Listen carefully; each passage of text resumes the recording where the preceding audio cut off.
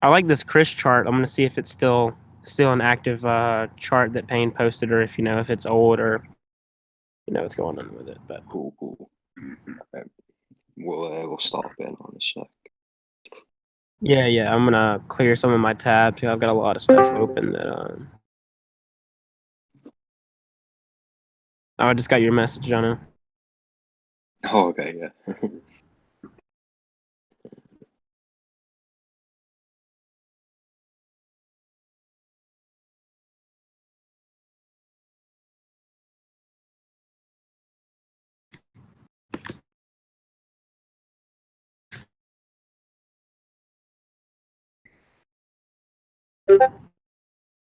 Yeah, I think we'll start off today with BABA, Alibaba. This is what I want to look at. As well as Oh BA. man, So yeah. we're looking interesting as well. We're going to look at the S&P and QQQ, see what kind of sentiment the market and like what direction we're looking at for the market. You can either watch either mine or the screen. But if like one of us is talking individually or specifically about something, then we'll let you guys know and you can flip between the two, or just choose one specific stream to watch. Yeah. All right. Should we just start, and then anyone else will probably have join the group? Yeah, we can do that. Yeah. Right. Yeah, sure. So like Jono said, hope everyone can hear me fine. Outside and taking a breather for a second. But so I'm currently in Alibaba or Baba calls right now. The reason I'm in Alibaba calls is because of this long-term trend line right here. Yeah. This trend line's been since like 2018. Yeah, and it goes back further than this. If I really want to get down to it, it's somewhere. Yeah, somewhere along the lines of here. I'm just gonna call it here for my chart's sake. Sorry, I've got all kind of stuff open right here. All right, so let me get rid of. All right, so this long-term trend line, right? And up until today, this trend line's been respecting. It's been holding well. Today we dipped a little bit below this trend line. Unfortunately, I hopped back into a position today. I accidentally closed half of my spread that I didn't mean to, and I got back into that spread this morning. But what's making me a little bit nervous, honestly, is this right here. This can be considered a bear flag here. So you can kind of see this right here forming. Well, today, do what? Hello? Hello? Yeah, so see I didn't see that. This bear flag? Yeah, I charted it later today. So I'll show you, for those who don't know what a bear flag looks like. It's a pattern, that occurs in your technical analysis. So here, I'm going to show you this because it's a great demonstration of the different ones. Here. So this is a bear flag here. We can kind of see this starting to form in Baba on the daily. Oops, sorry. So you can kind of see it forming here. What I'm hoping that this is just a fake out, because I still like the daily. I really like the 4 hour a lot better. The 4 hour kind of looks like it's kind of tired. It needs to pop back up. So I'm hoping this is just a fake out and that this is not, a bear flag. But with it breaking that long-term trend line, coming like Jono said back in 2018 or 2019, it's kind of dipped below that. So I'm kind of starting to have mixed feels about it. I'm currently in calls. If tomorrow is morning, is tomorrow like till lunchtime is not green, I'm gonna have to cut this for a loss. It's actually at like 208 something. It's not actually at 207 by the way, but I'm Yeah, unfortunately gonna I've have got to cut this as a loss. Mhm. But I know me and Jono were talking in the past, about this trend line here. Yeah, so that's what I've actually got drawn up. I'll run through my chart real quick as well. So we got this trend line, like we mentioned just then with Dakota Consumer Charts CRSR. Yeah, sure, we'll do that in a second. We'll just finish off on BA, Alibaba. So we got this long-term trend line from 2018. We tested 1, 2, 3, 4, 5, 6 times now of support. For me, it's actually still holding. It's this red line that we want right here. I'm gonna actually just change it to purple. So it's a longer term trend line, as well as we've got this longer term trend line right here from this downtrend. So this would be our resistance 1, 2, 3, 4, 5 times we tested as resistance. Not too long ago, Alibaba actually broke this long downtrend. Right here, as you can see, we broke out. And what tends to happen sometimes when you have a breakout, this can be on long term charts like this, or even short time frames, is you'll see a breakout, and then what happens is the stock will come back and retest. So that's exactly kind of where Alibaba's at right now.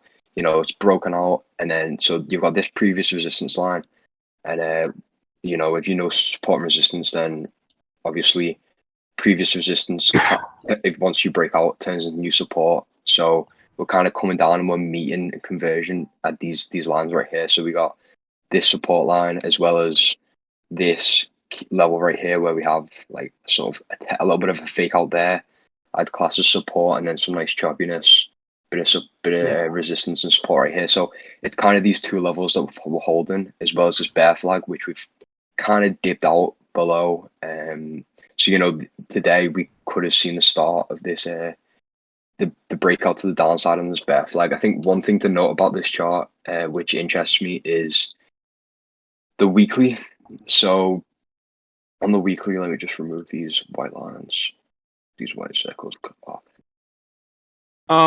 Yeah, while he's doing that, we are gonna start seeing a big move from Alibaba, in either direction. The reason I say that is because, so if you can check out, oh, sorry, I guess finish, go ahead, Jono. Sorry, I didn't know how long it was Yeah, gonna I'll be take. I'll be Sorry. done. I'll be done in a sec. No worries. You're good. You're good. So You're good. in event of Alibaba breaking down. Oh wait, sorry. Before, what I was saying was I think one thing to take note of here is we got RSI is pretty low, we're about 37, as well as MACD looks ready to change the direction and for the blue line to cross over, and we'll see a cross. So I think this would be a perfect play. If we can hold this, I'd say 207 level. If we can hold 207, then I'd love to play this back up to the upside as well. It looks good for long term, but I think over the next day or two, this we're really gonna have to keep an eye on this and see what it does right here, especially tomorrow at the open. So if we do end up breaking, obviously, this long-term trend line from 2018, as well as the retest right here and this support level right here at about, I'd say 206, 207, that's the kind of level we're looking for. You've got this gap, this right here. So what this is right here is this indicator that I'm using right now on my right is called VPVR. So it's like visible range. So pretty much that's just volume. But instead of like volume being used on like a time scale, it's used on like a price scale. So it's flipped on its side and it's used for price. So what it basically shows is where the buyers are coming in at what prices. So if you look at this is a really long-term chart right here. Now we've got, over here 2017 and then today. So as you can see, like the volume right here on the right, if we do break these two levels, we've got the 200 EMA, which is really important for long-term investing. 200 EMA is mainly used for, seeing whether stocks are in uptrends or downtrends when looking long-term. So, we'll probably come back down to the 200 EMA. We may even find some support right here. If not, then it's going to get real choppy around here.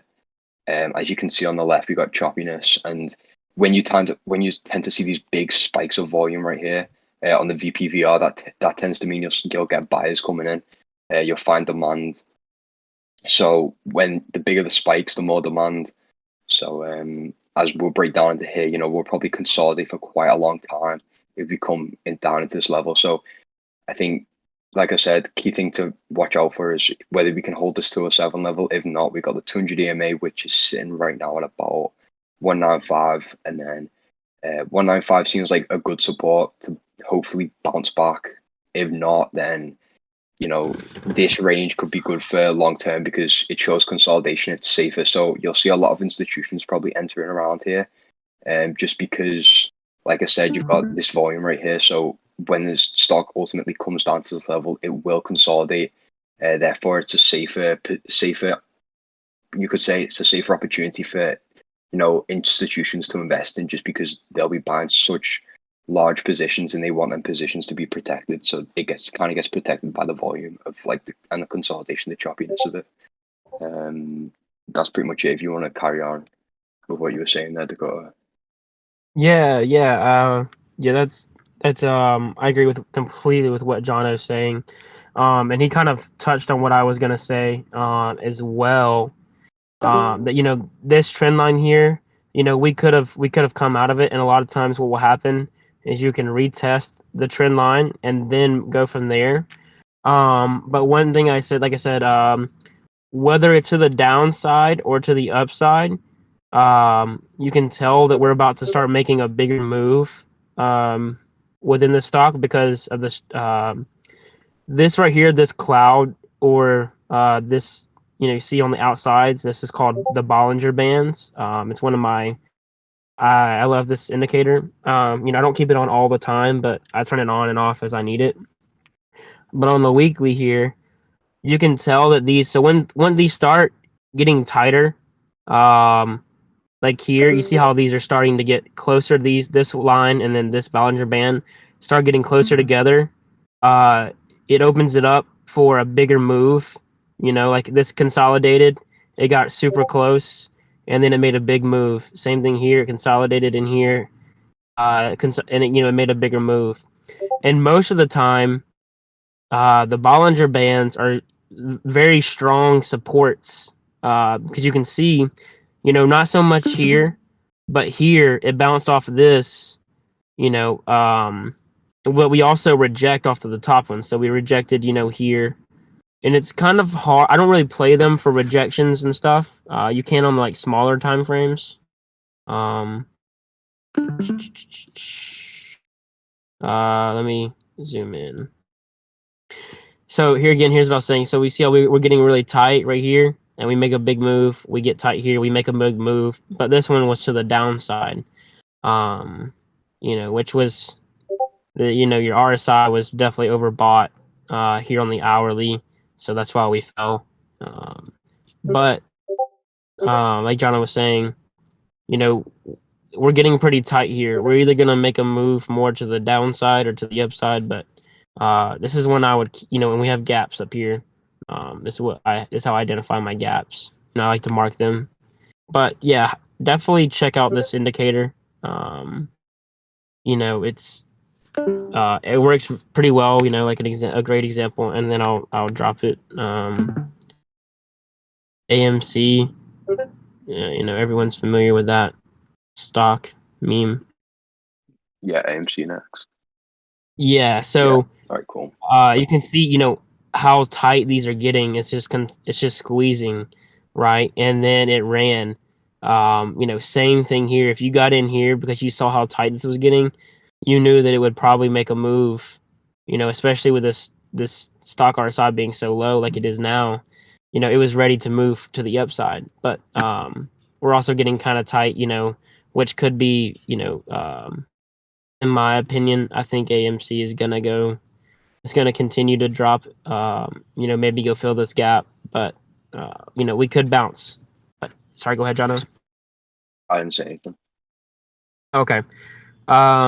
But I know me and Jono were watching this, and I know Jono made some money off of this, but this pattern right here, let me delete this so you can see it.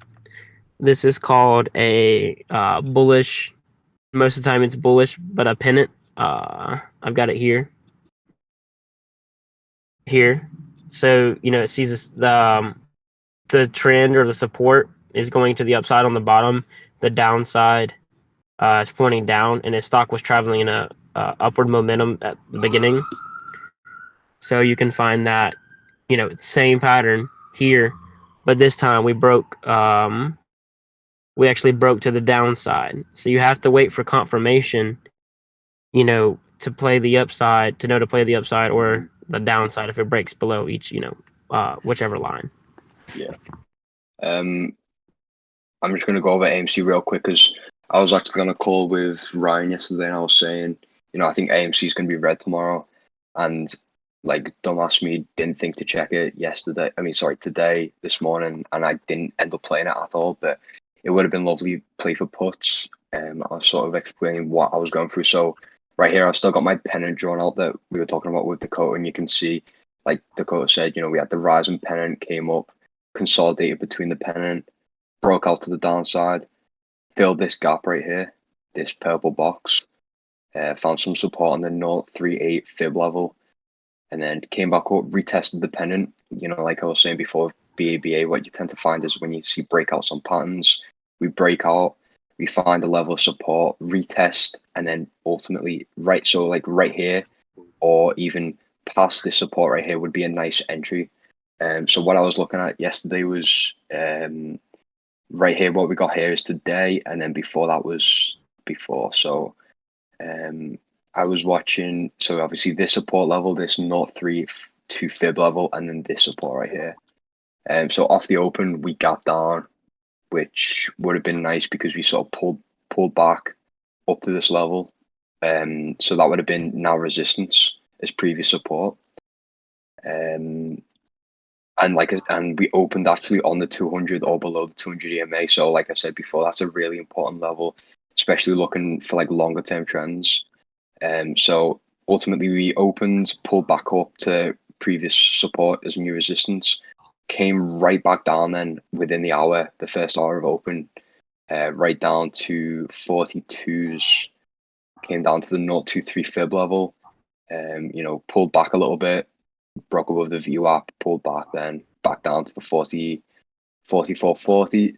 But I think now looking for longer term for AMC, you got the nodes right here on the left, looking kind of small. So there's not going to be much volume. And as you can see previously, when we've been at this level, price action's been really volatile. So basically what that'll mean is now is there won't be many buyers in the sense of like, you won't get much consolidation. It will just be straight volatile action. So what we'll probably get here is, we'll fill this right here back down to this gap, and 35s I can see next to AMC. This is going to be another key level as well as I'd say this level right here, 42. So anywhere below 42, I think we'll come back down to about the 36s. And then you've also got this gap still to be filled right here, which would be a nice play. And then who knows where MC will probably go next, but we'll probably see a lot of consolidation around here, or even before this gap right here. So that's one thing to note if anyone's looking at AMC. It might be nice for puts. I'd say below 42. I kind of like now. I think this is too much of a small range to play. It could still be played, but for a quick scalp, it's about $2. But with this candle coming down about halfway in between, and then this choppiness right here, this consolidation, it's too risky. So, like I said, below 42, there's lots of room to be played. Much better trade. You have to take TA with meme stocks with a grain of salt. It's a meme stock. It is TA based. Everything has TA or technical analysis, but the market never surprises me. I mean, or it consistently surprises me. With meme stocks. They're also very expensive. And the theta is very high on the contract, so just be careful. With playing with those. Do you want to go next to we had someone in the chat request CRSR? Yeah, I've played this Didn't stock check that. before. I It's like the way it called. moves. I think they had good news, didn't they? Yeah, recently they like exploded, like a loads of volume, except it just pulled straight back. Yeah, massive sell off. Yeah. Let me look at the daily.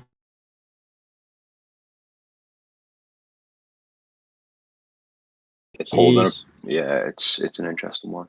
But I mean, if it, Yeah. we break the support level right here, then it's going down. You can see as well the volume, the nodes and stuff like that. Yeah, this level right here. What was today's candle? Let me try. Let me see one thing. Is there anything specifically you're looking for CRSR?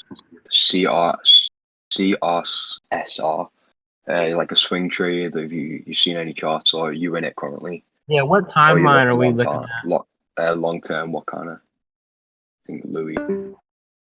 Anything specific?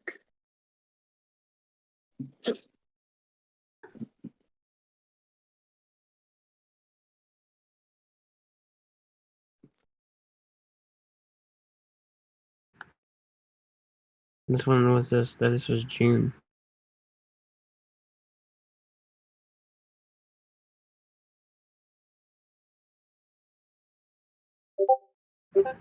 Yeah, I mean it broke this pin line here. 45 Sorry. $45 call for the 20th of August. What was the call? Sorry. $45 strike for the 20th of August. Okay, so Yeah. 45.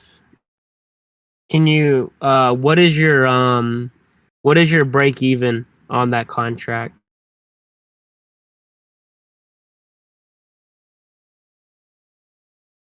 I'm not quite sure, but I'll know because like the theta and everything. Yeah. You'll probably have to calculate that a lot. So What do you say, the 1st of August? The 20 wait. 20th of August. So it's quite far Okay. out. But I mean, if we can get back above these EMAs, Yeah. so unfortunately we didn't hold. I'm not quite sure what happened here. Must have been some news or something like that.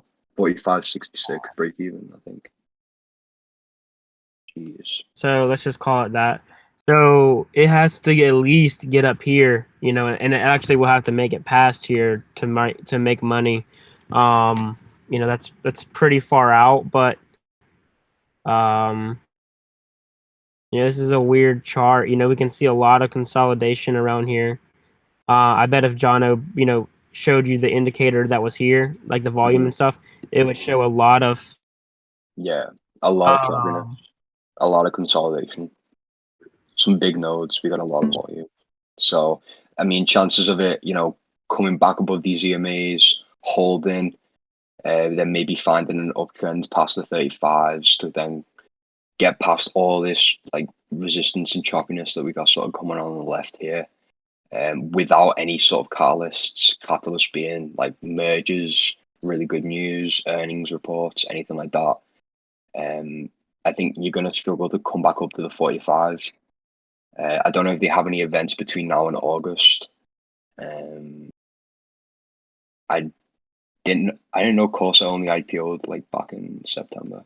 I wasn't aware of that, but I think if I'd say main thing to keep an eye out for is this 30 level. If we can't hold this 30 level, just cut it, because past this 30 yeah. level, there's not much support at all. Maybe you could say 27 and then 26 and below that 22. So I'd say the best thing to do is cut it below the 30 level, just because once we come down past the 30 level, it's going to struggle then to break 30 and then ultimately come back up to 45 as well as this. You're going to have to pay theta. So as you're paying like your daily theta on this, your break even point's going to go higher and higher and higher. And by the time it comes to 20th of August, your break even's probably going to be in the fifth, like a lot close to the 50s, meaning you're looking at all-time highs there. So especially if the market isn't looking so great over the next couple of months, you're coming up closer to September, which is usually really bearish. August isn't one of the best months as well. And then Corsa being a tech stock as well. So,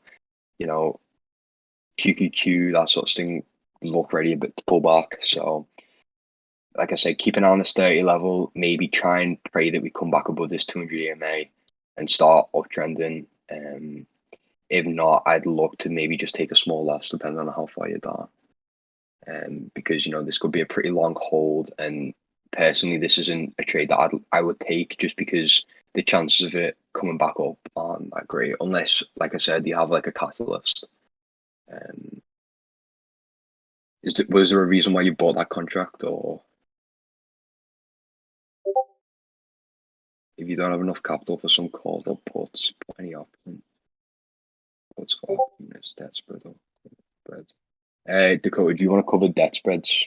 You just asked a question about, if you don't have enough capital for calls or puts, is it sometimes better to do debt spreads? Yeah, I know you know a lot more than me on debt spread. Dakota? I'm not quite sure where Dakota's gone.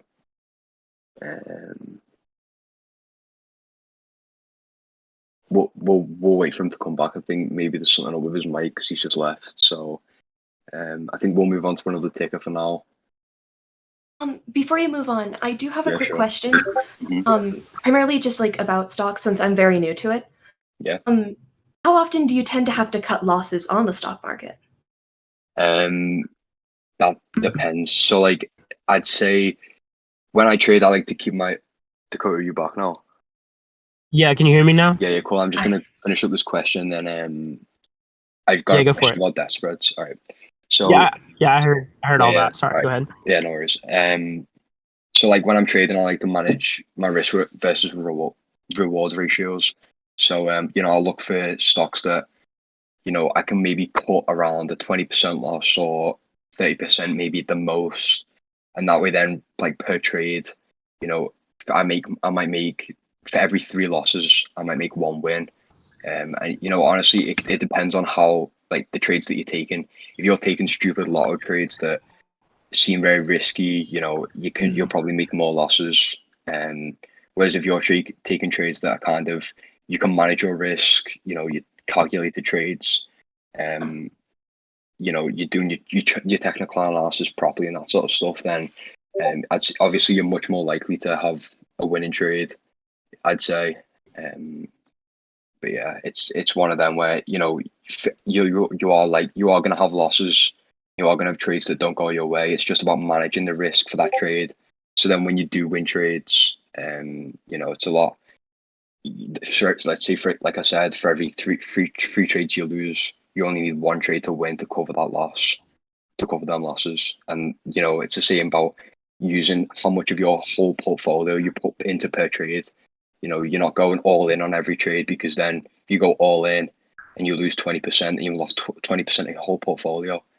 And it can take a lot to build it back, and then you can start getting emotions involved and stuff like that. So it's best to, manage your positions, manage how much money you're putting into per trade, as well as, looking for risk management, stuff like stop losses and stuff, which we'll go on a bit later, probably in the educational half of this session. All right, thank you. Yeah, sure. Dakota, do you want to cover debt spreads real quick? And then I think we'll probably cover a lot more charts now real quick. Just skim through some charts real quick, and then Yeah, we'll talk about this later. I wanted to mention a little bit about what Jono was talking about with stop losses and stuff, but we'll talk about that a little bit later. He summed it up pretty well.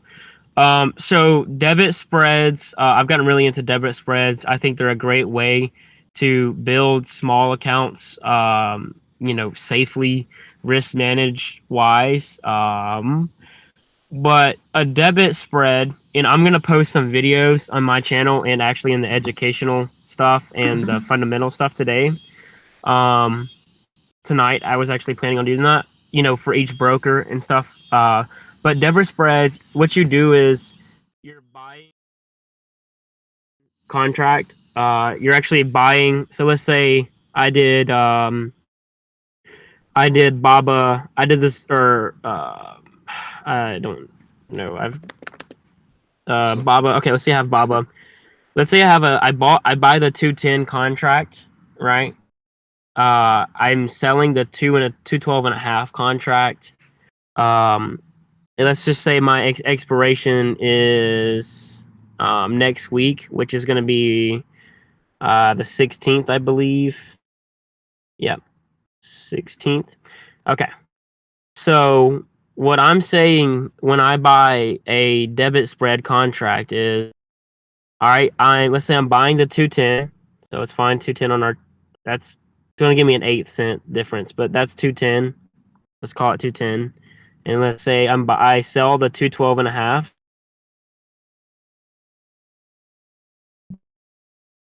Sorry. I could just say 212, but for people who don't, let's call it 212. What I'm saying is, when I buy this contract, that I believe that Alibaba or the stock price will come above 212 and a half on the expiration. So that's July 16th.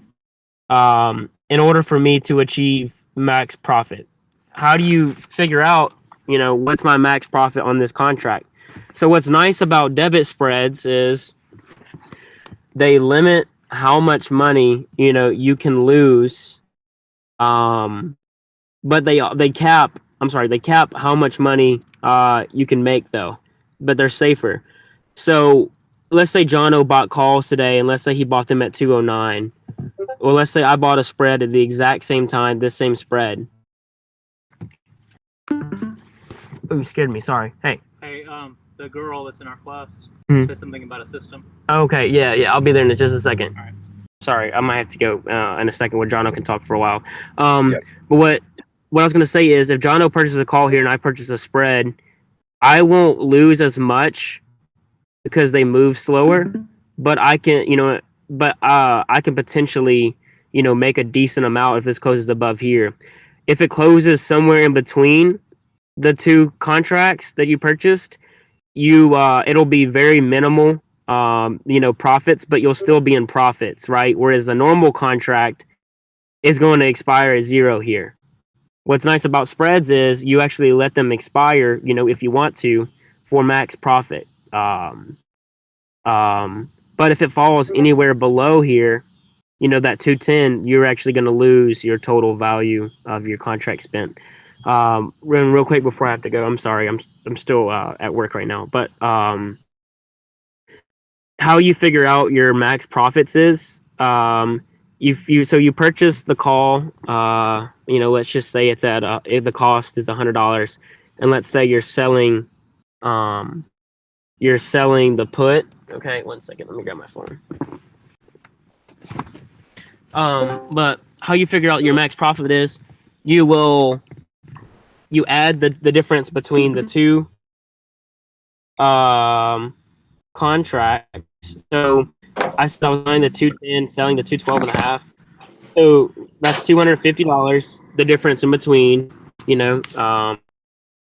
my contract cost $140. So you subtract 140 from 250. All right, your max profit that you can achieve if the stock goes higher than 212 or 212.50 is $110. You make that instantly, it'll deposit into your account. If it falls anywhere in here, you could potentially receive anywhere between $0 and $110. This depends on what the stock price is that time. But if you lose here, you lose your original $140 investment.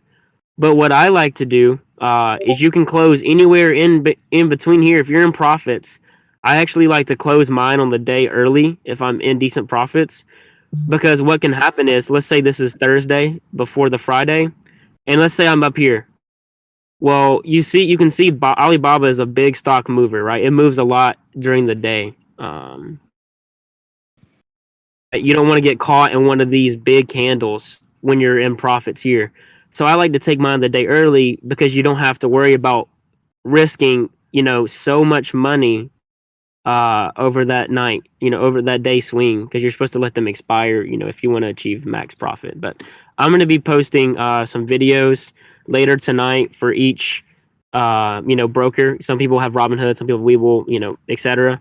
I'm going to be posting a few of the great videos that I've seen and I like for you guys. So I'm gonna try to get that up tonight. But for now, I've got to go, but I'll be back. All right. Good to go. Thank you. Yeah, sorry, that was kind of butchered. But like I said, I'll be back, and the videos will break it down a lot easier when I can do it easier. If you have any questions, message me. I can explain it a little bit easier that way. But for now, you'll have a good night. I'll be back in just a few minutes, though. Good. Thank All you. right, thank you, Dakota. Thank you. All right, peace. All right, so has anybody got any tickers you'd like me to look over? Nvidia. Nvidia, okay. I'm a bearish on Nvidia, I think. Well, right Yeah. now, at least. It's a way too overpriced, but it's okay. hmm Yeah, so Nvidia stock split is when? Is it the 16th? I see. You see how it's trending upwards, like in that channel. How do you like chart that part? Because I could do the other part, but then once it like blew up, I was lost. Like Okay. The 19th of July. All right, I just want to mark this out because this is important. the 19th of July is probably gonna go up one last time, and then the day after is probably gonna go down. At Yeah, least I that's what mean, or it could be, well, it's the close of the 19th, so we could see a sell off. Yeah, because that's what Tesla did. Yeah. So we got, yeah, this is quite a steep channel. You get these very often at all. Yeah. So how do you know what like where to start the lines? That's what. Okay. So first off, I draw my support line. Right here you got, this shows support. So you got 1, 2, you could say maybe 3, faked out a little bit. 4, 5, 6. So 6 times we came down. We've held this line pretty strong as support. You know, if the stock had came down any further down past like this candle the next day, past this candle the next day, this one we held pretty well. We sort of bounced. I'm not quite sure what the market conditions were, but you can see we bounced and we came right back up. So anomalies, sorry, I can't say that word. Yeah, wicks like these, you know, you can get wicks out on days that wick out. So ultimately, it's holding this support trend right here, as well as this resistance. So it's exactly the same, but the opposite. So, you know, Nvidia's coming up, it's testing here. It failed to break any higher, pulled back, came back up, tested the resistance, pulled back. And when I'm looking for these trend lines, I like to look for, at the very minimum, 2 tests, but I like to have at least, I'd say, minimum 3 tests for confirmation. So that would mean, you know, 1, 2, 3, and then like 1, I'd say 2, 3. I guess you could say 4. Obviously, the more the better. The more tests you have of like either your support or your resistance, the more confirmation. For Nvidia, I'm bearish on Nvidia at the minute, just because this is what you call a rising wedge. So I was about to say that. yeah. So Nvidia's forming a rising wedge. So what it's doing right here is rising wedge. Yeah, I'm just about to explain that. So a rising wedge is it's consolidating between these 2 lines. Well, technically, it's moving in an uptrend between these 2 lines of support and resistance. So red being resistance, purple being support. You're moving between these 2 trend lines, ultimately in an uptrend. And then what's happening is it's becoming tighter and tighter and tighter and tighter and tighter as the stock squeezes. You can see right here over the past couple of days, you know, we have still been moving in this uptrend, but the actual price action has been a lot less. You know, comes closer together, it squeezes. So what happens in a rising wedge is a bearish pattern. So as you squeeze between these 2 lines, and these 2 lines get thinner and thinner and thinner and thinner, just like this. You know, you can break out at any point. So for a breakout, it'd be somewhere close to up here or even here, especially like today we got today. You know, we came from $35 down to $14. You know, that's a $20 move within a day, which like even for large caps like this is quite a bit. This is just like a really bad red day for Nvidia. You know, we're at all-time highs here, so you have to understand that playing anything at all-time highs is risky for one. You know, we could open green tomorrow and then really green off the open and could move right up. I'm gonna move down to my lower time frames now. Yeah, you can see the second 4-hour candles right on the support, or maybe even I'd say just holding it right here. It's below the VWAP as well, which is usually right in this purple line. We came up, tested it, and couldn't break. So rise and wedge, you're moving between these two support and resistances. You're getting tighter and tighter and tighter. And ultimately, what we're looking for is a break to the downside. So a breakout will probably come down, breakout, maybe come to this 20 EMA, retest, and then ultimately over the longer period of time, looking to the downside. One thing to note as well, on the daily, MACD looks like it's today just started to curl to the downside. So over the next 2 days, maybe we could be looking for a cross of the MACD, meaning we're probably going to get more bearish sentiment, as well as the RSI is up here at 84, and today it's just curled to the downside as well. So with that being said, Nvidia could be looking to take a bit of a pullback, maybe down to the 20 EMA or to some support. Like I said, I'm going to go down to my smaller time frames now to sort of identify those levels. Yeah. Okay.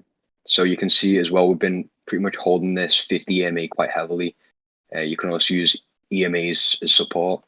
So we're riding the EMAs right here. We tested 1, 2, almost 3, and then not quite here because we're getting tighter and tighter and tighter. So what we'll look for now is come down to the 50. This 50 EMA would be a clear breakout of this fallen wedge. If we come down and test this, we got this resistance right here. We came up to 803, couldn't break, consolidated, moved along the VWAP, and then ultimately tested again, failed, tested again, and broke out. Move down to the 15-minute. You can see that probably a bit better here. So we came up, tested, failed, broke down along the 20, tested again, failed along the 20 again, ultimately broke out, came back, retested old resistances, new support right here, faked out a little bit, but that's nothing really to worry about. My line's a little bit skewed just because we changed time frames, and when you change time frames on TradingView, your trend lines can change. So that's a bit more like it. Right here, you got old resistance and new support, continue to make higher, came up, ultimately hit this resistance, and now, we're looking, I'd say, below this 100 EMA right here on the 15-minute. Come back down to exactly where the 200 is on the 15-minute, as well as on the 1 hour. I'm pretty sure it was not far from the 50. So I'm bearish on Nvidia at the minute just because of the way my indicators are looking. For volume profile as well, it's just quite hard to tell just because we're at such all-time highs. This is probably going to be, it's not probably, it's going to be really volatile. So second it breaks out, we'll probably see 800 pretty quick. And then below, I'd say 795, we'll probably get 770s pretty quick as well. So we got some support right there. And we'll probably, we may even break down and consolidate before we see, is it the 19th? I'm pretty sure. So yeah, the 19th, which is when Nvidia's having a stock split, and I believe it's 1/4 stock split. So Nvidia will be priced at $200 if we have a stock split at 800. So any more questions on Nvidia? If you would like, I can pull up a example of a rise and wedge.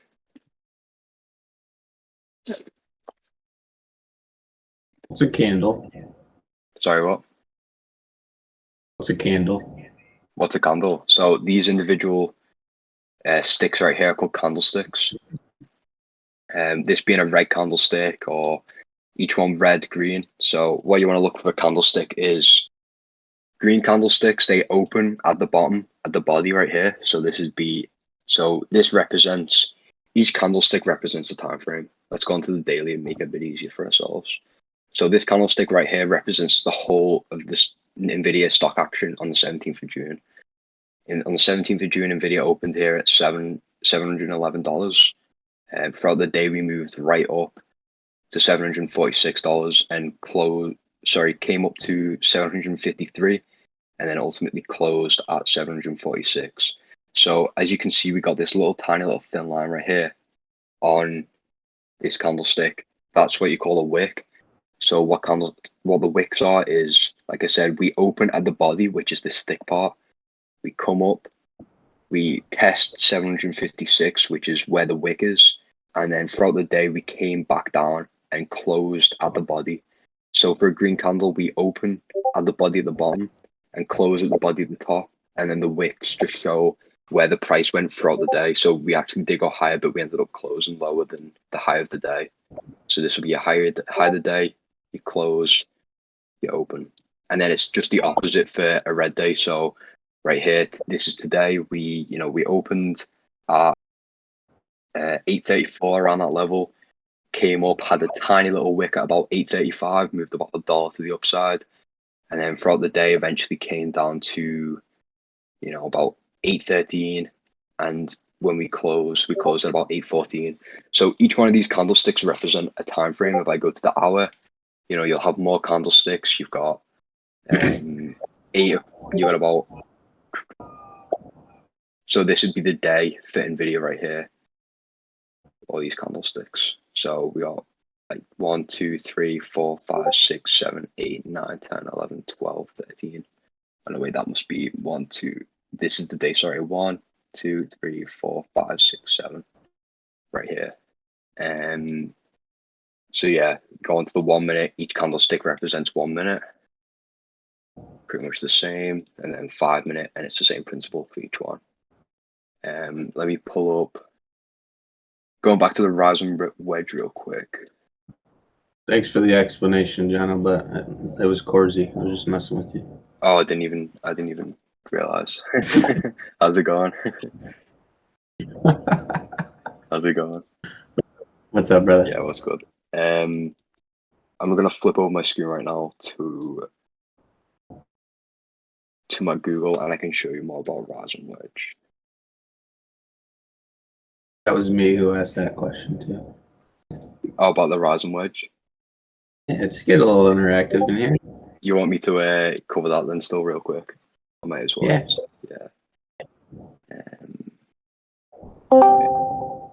Share screen, switch, change windows to Google.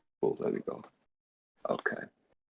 So this is your rising wedge. Oh, sorry, it's a fallen wedge. Well, I mean, technically, yeah, it's still a rising wedge. Here we go. We got rising wedge. Your top resistance band right here. Your support band. We sort of consolidate between these two levels while keeping in an uptrend. So we're still moving in this uptrend, and then ultimately the stock's squeezing and coming tighter and tighter and tighter and tighter, and then you're looking for a breakout to the downside, just like this. So we come down, we squeeze, consolidate, break out to the downside. This can go either way. This one here, we're coming down, then form the rising wedge. Sometimes you can get them like this one, we're coming up, forming the rising wedge. As well, for a fallen wedge is pretty much the same principle, except from it's to the downside. So I mean, you can kind of see this one right. I try to see if I find a better example. Brilliant. Yeah, fallen wedge, consolidate, squeeze, breakout. Yeah, that's pretty much it. I just cover that real quick. I think we'll go back to if anyone's got any requested figures you want me to look at, just let me know and I'll take a look at them now. I'm gonna look through my watch list, and I think we have Ryan. You're in the call. If you got anything on watch for tomorrow, see if Ryan's here.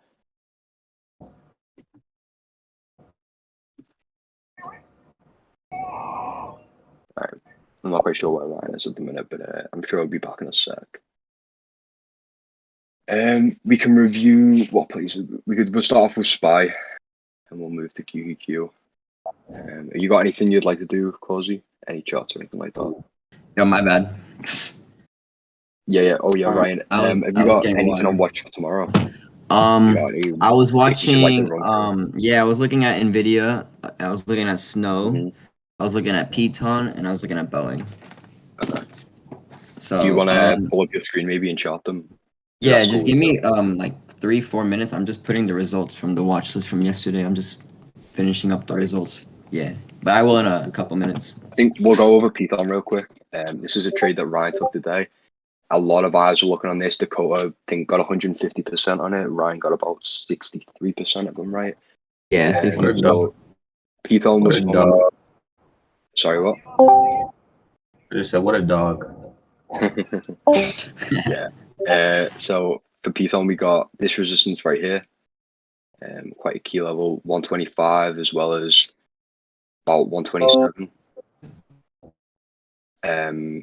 Python was forming what you call a bull flag. So this is obviously we got bullish momentum right here, and then we form. It's kind of like a pullback, and we'll consolidate bit in a downtrend. So it's a slight consolidation between again a resistance level and a support level. This time, these two trend lines are pointing to the downside. So the stock's ultimately moving in a downtrend while consolidating, and you're looking for a breakout then above the resistance. And then for this to be a bull flag, you kind of have to have this upwards momentum, this current bullish run, for then it to continue in a bullish run, right? Kind of like this. So you want to come up, form in this bull flag consolidation, then break out. So what happened today was we were looking at Python. Python actually gapped up pre-market a little bit, which I was kind of expecting just because so many people were talking about the stock. So many people were expecting it to break out, which it did.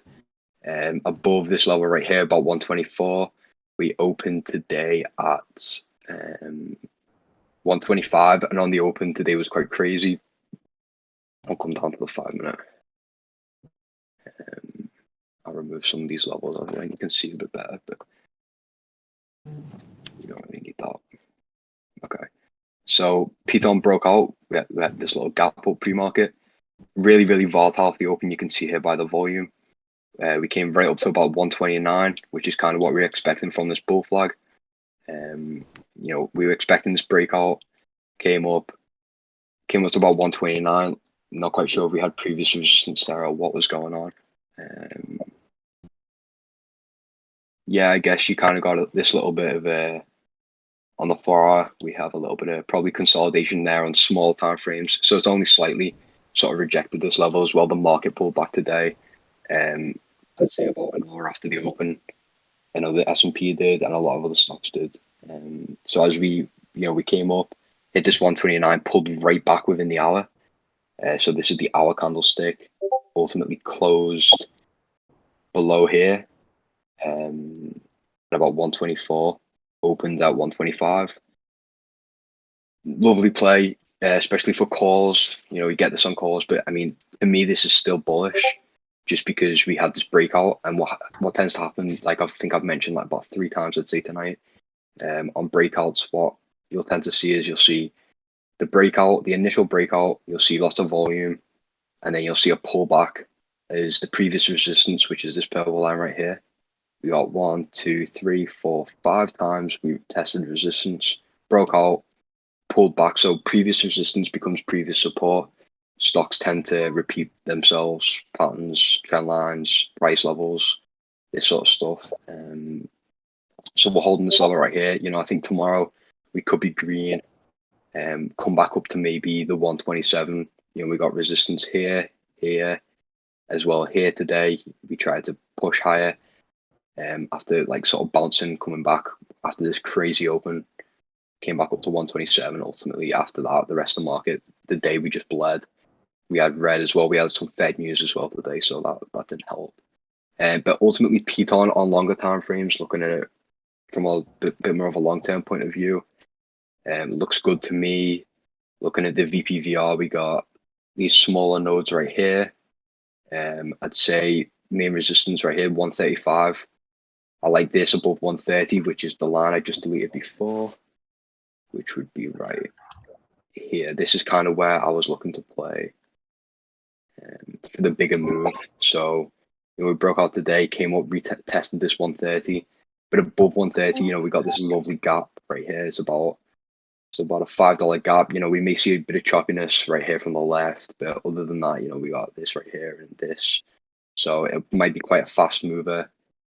Straight back up to 135. Be nice for some calls, I'd say, above this 130 level. Like I said, you got these lower nodes. So when you see lower nodes, there's usually there's like more volume, but there's less consolidation between the bulls and the bears. So you see more of a direct volatile move. And then back up again to 135. Above 135, you got more consolidation. Above that, as the nodes get bigger, you'll see a lot more chop around. Say like this level right here between 152 and 142. That was Hey, Jono. today, the bull flag. How's it going? You back? I'm back. Hey, Corzi. Yeah. So, we played. I played. Piton last night or overnight and into this morning. So I'll show everyone what I was watching last night. I posted a chart and technical analysis.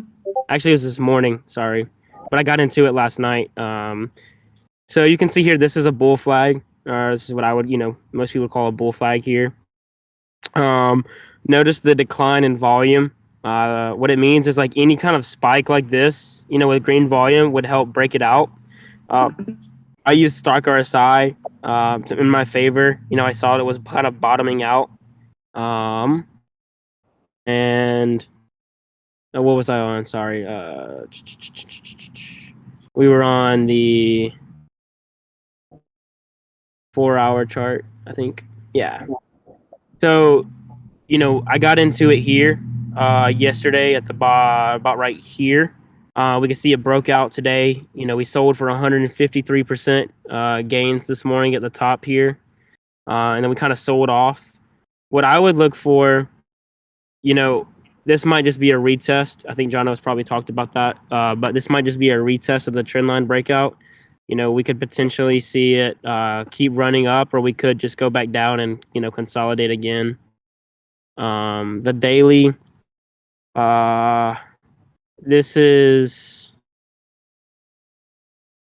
bullish here. As long as this holds, this RSI holds, hopefully we can see a flip right here in the stock RSI. And again, hopefully we bounce off this tomorrow. If we don't, like I said, look for us to continue back in here and maybe consolidate. But it did have this nice, whoever got in here has made a lot of money, because this was a nice, you can see a nice inverse head and shoulders here. There's the left shoulder, head, right shoulder. But yeah, that was a little trade recap of this right here, of Piton. Cool. Ryan, do you want to go over that BA play? Or your watch? Yeah. Wow. Yeah, I'm Feel just free to show in my triggers. I'll probably close my stream right now. All right.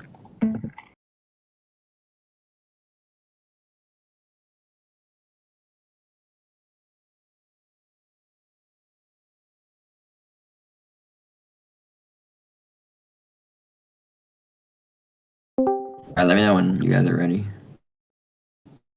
Ready? All right, so yeah, if you didn't see earlier in the chat, I was speaking on Boeing and how it broke its daily trend line. So let me pull up the daily chart real quick.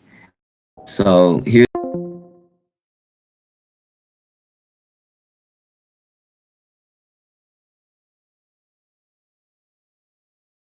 Calls, but if they have a buyback, then you can get calls over 36.89, which is on the 15-minute, right around here, just on this high that it pushed earlier in the day. So back on the daily chart, anything below, I would say 230.54, which is this low, I would get into puts. You can get 220 puts, you can get 225 puts, but I think that if it breaks 230, you can easily see 219 as the next area of support based on this previous chart. And that's basically it from Boeing. It's just that it broke its daily trend line today, so I was looking at it for puts for tomorrow. That's basically it on Boeing. And then my next chart I was looking at was it was Nvidia. So after Nvidia had a huge run last week, am I echoing or is that someone else? If you me, brother. That's fine.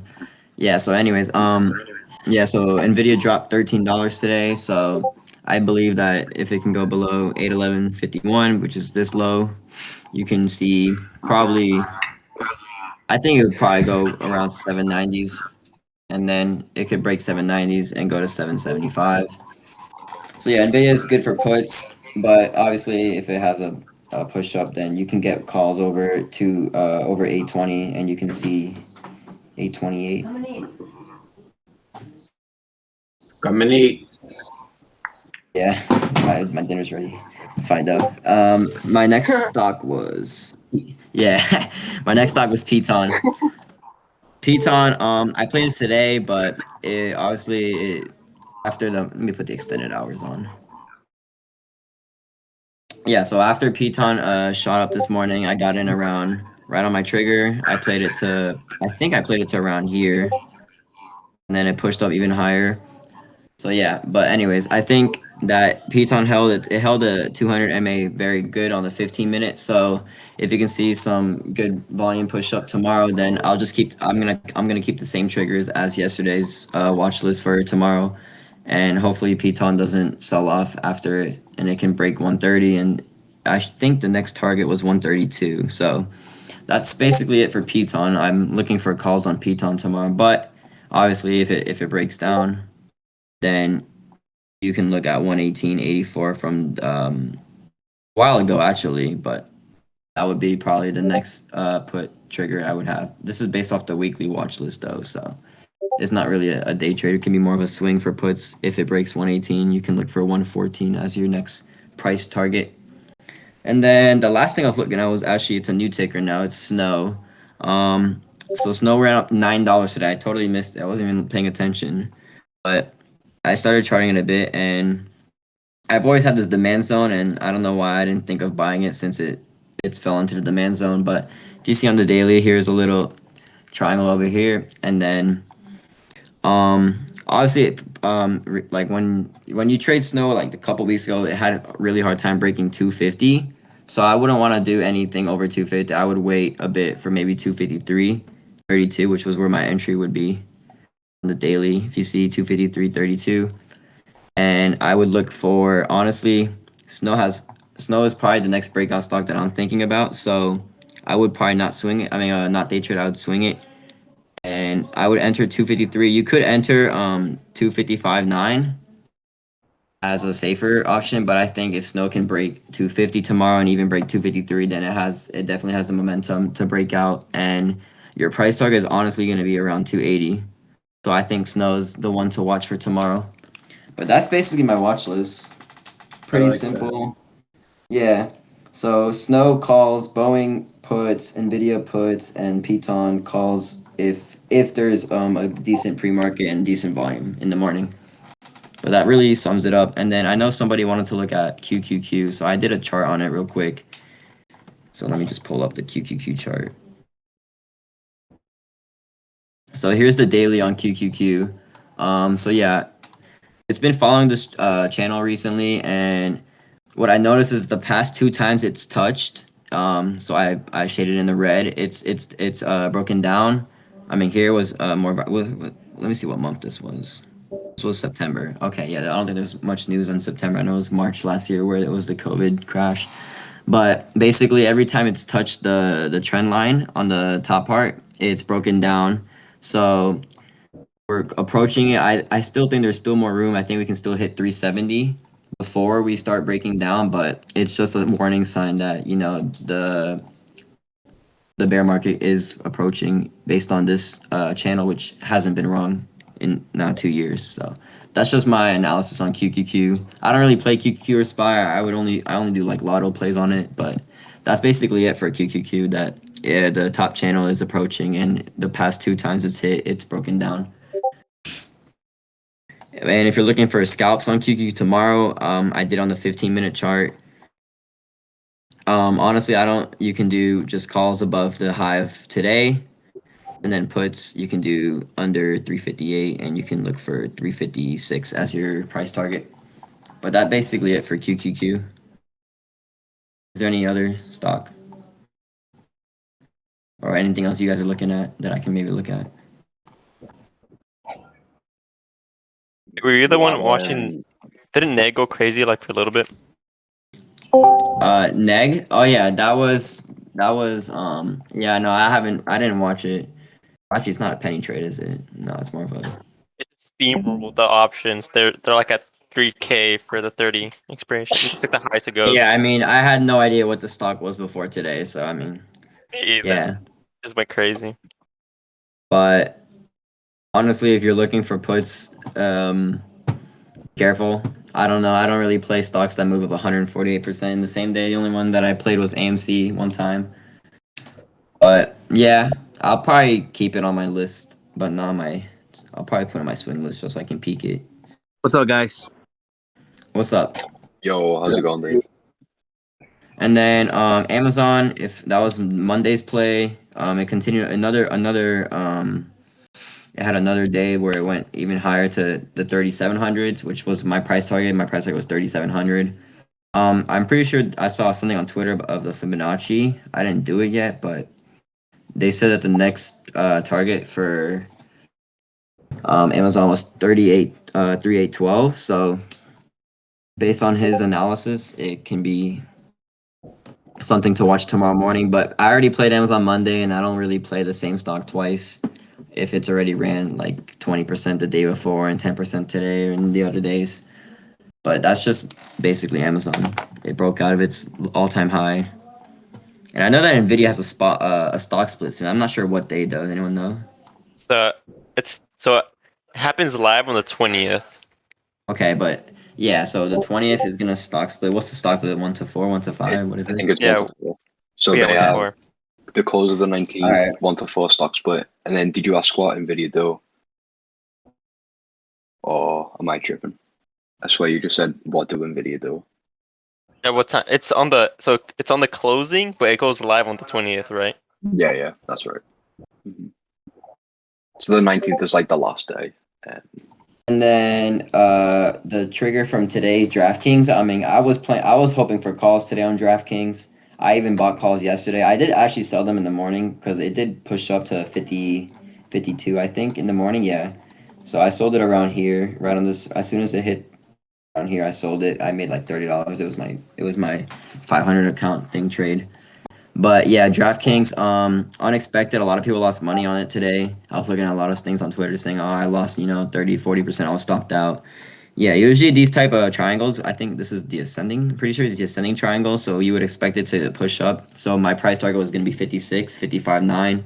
And it just completely broke down today. And it's not, I don't think it has to do anything with SPY because SPY even broke higher today. So that's just, it just shows that not every chart is going to be right. But that's just how trading is. But honestly, that's really it. That's all I'm really watching for tomorrow. Okay. Cool. Alright. We'll maybe go through some of my weekly watches for this week, or if anyone's got any tickers they'd like me to check out or anything like that. I think we've seen in one of the chats. I'm gonna go eat dinner. I'll be back in a couple minutes. Yeah, sure, go for it. Alright, peace. Yeah, so we had, let's see, stock chat, SLX 14, ESTY. We'll take a look at this one. I'll share my screen again.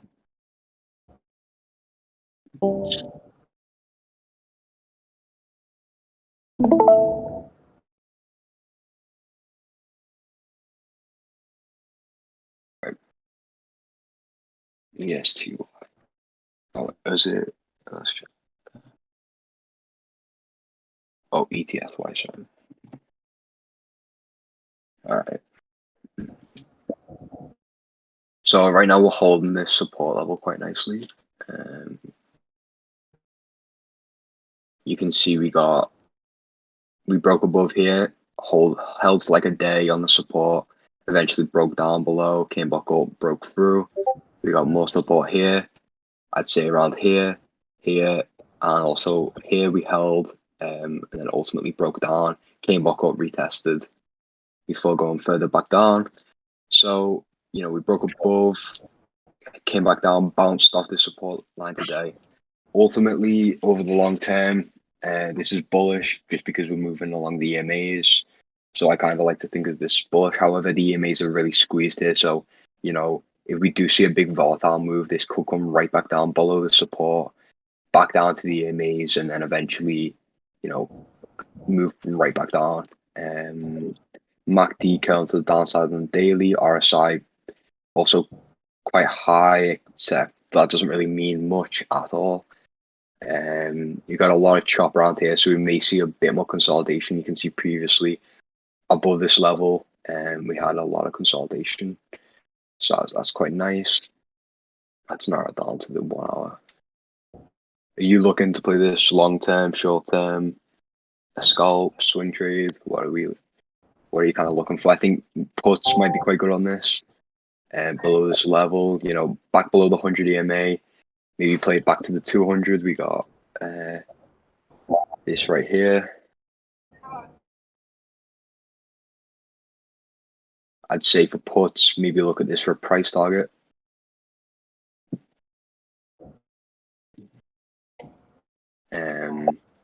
Below 190, play it back down to the 84s, or even maybe a bit higher. I'd say the 86s. But obviously, we want to make sure we break below this 100 EMA. Could also be looking for a bounce after this breakout. So, like I was saying before on the daily, you know, we break out above this resistance, come back to retest as old previous resistance, new support, and we can hold 190 level. I'm bullish. You know, we can start making higher highs, higher lows, and start uptrending. From here, we want to be breaking this downtrend right here. So that's pretty much it. Unless you've got anything specifically you want me to look at, you know, if you want to be looking for a day trade or long trade, maybe I can elaborate a bit more on that. Could be looking. Yeah, pretty much if we can hold this 190 level, I'd like to look for a breakout of this downtrend, back for a higher move. But like I said, it gets quite choppy around here, whereas puts, you know, it looks nicer to play for more of a day trade. You got this level right here, and then also below this, maybe back down to around the 175s or something like that. You know, you can probably play it to about here, 176. Yeah, I'd say that was about it really for the next couple of days on ETSY, unless you want anything specific. Maybe let's take a look at the weekly real quick. It doesn't really mean much, but MACD testing right here, it's squeezed, come right together. So that's going to be interesting, you know, whether we see a complete break over these cross of these two trend lines, or this is kind of just a test and they'll come squeeze to each other, touch each other, and then ultimately reject and continue moving down. In that case, we probably won't follow this 20 EMA line, which is this line right here, this red line, and then come back down, meaning we'll break the 190, maybe even the 185 support level, as well as on the daily. Like I said, we'll probably come back down to these EMAs where we have a bit of consolidation here, back down to the 200s, which is an important thing to note, especially if you're looking long-term investing. 200 EMA is quite important. As you can see, you know, so far we had a crazy year. We got COVID crash right here, which it looks like absolutely nothing compared to the year that we've had. I'm not 100% sure on the fundamentals of the company. I know it's quite a popular company. Can't quite remember what they do, but I've heard of them before. So obviously, as you can see, they've had a fucking crazy year, and maybe with the market sentiment, depending if we're bullish over the next couple of months, you know, especially coming closer to September, you know, as we got SPY with this rise on wedge and everything being at all-time highs, you know, we could be looking for a pullback, meaning this might come back down below the 200 and downtrend for a little bit below our EMAs. So yeah, anything else? Any questions? You ready to go? Yeah, sorry, I'm back. I just I just fried my Mac charger in the car to go come inside and grab a plug in my charger, and I spilled soda in my Mac charger. Apparently, like one little drop, and now it's like fried it. So I won't be able to share my screen, but I've been listening in. Good work, Jono, for explaining these things. But yeah, continue on. That's what I want to say. So real quick, back to what Dakota was saying before with debt spreads. I don't know, Cozy, because I don't have the greatest knowledge on debt spreads. Dakota had to go back to work real quick. I don't know if you want to go into a bit more depth on debt spreads, if you have time or anything like that. But yeah, so Dakota said he's going to post some videos later, a bit more information on debt spreads. But as far as I know, debt spreads are just, you mainly play them for people with smaller capital and, lower risk, lower reward, a bit more of a safer option. But if you have any information on that, Cozy, maybe you want to elaborate a bit on debt spreads. You really want to play spreads if you have a position in something else, right? So if you have I don't know, shares of Tesla, and you think that Tesla is gonna go down, then you might want to buy some. But you kind of want, how I kind of like to look at it is you kind of want to cover your losses as much as you can. I mean, that's pretty much it. If you're a shareholder and you want to protect against your long-term positions, then option, a covered call or a covered put would be the way to go if the price is right and if the time is right. But not the biggest fan of covered calls and covered puts personally, but I know a lot of people that do use them to use it as kind of a hedge into a long position. But I've never really went and bought, an uncovered call. So pretty much, I don't really buy. I don't really recommend using them unless you're hedging or if you're just trying to keep your risk down to a certain point. Yeah. I agree with what Corsy's saying. And the fact that like they're great for obviously limiting risk, and especially if you're playing against yourself in a way, but you're really hedging your shares. If I'm in long Tesla shares, debit spreads are a great way to kind of hedge. Put debit spreads. But the reason I'm playing spreads on Alibaba right now is because we're at such a critical level to where we can make a good amount of money if we bounce, but if we don't bounce, swing it overnight, then we could potentially, if I was in a regular call, call, I could potentially lose a fair share of money very quickly. That's the only really reason I'm in spreads right now. Is the market's been depending on the stock, been up down overnight. During the day, it's been kind of wild and volatile. So 100%. That's when the market is volatile is pretty much when you kind of want to use those covers. Going off to what Dakota said, to kind of play against yourself, just so you don't have all your eggs in one basket. You're a little bit more diversified, even if it is just one. Even if you're in just one stock, you're still has some diversification in there. Yep.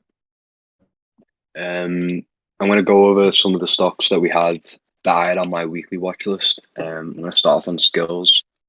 Skills was a nice play to the downside, so I'm just going to pull up my watch list on my other monitor real quick, and I can read off that. So Skills, I said, we're forming this pennant, which is these blue lines right here. We got a rising pennant, so this bullish momentum, bullish move before we formed the pennant, right here, moving up. Ultimately came up to the resistance, moved back down, found support, found more resistance. Here we only had 2 tests, so maybe not the best the best pennant going. I'd say the more times you test the resistance or the support, the better, because you kind of like the more confirmation on the pattern. I also have this support level drawn up right here, which I had because we have this previous bounce right here. as well as, you know, a little bit of a gap here, some resistance here. Same with this support, this resistance right here as well, because we had resistance, support, ultimately broke down, and then a bit of resistance here as well. So I kind of had this channel going, as well as the EMAs. So I alerted this on the 6th, so that was right here. So I alerted this Monday, before, you know, we opened on Tuesday this week. So right here, I was kind of looking to play this either for a bounce for calls back up to the resistance or to the downside. We were holding this 100 EMA right here. On the daily, you know, I said forming a pennant could possibly be a channel, which, you know, I've identified here. We got these two red lines, resistance, support, as well as the pennant, support, resistance, these two blue lines. I'd said below 1955. So 1955 is this level right here, about 1950, let's call it.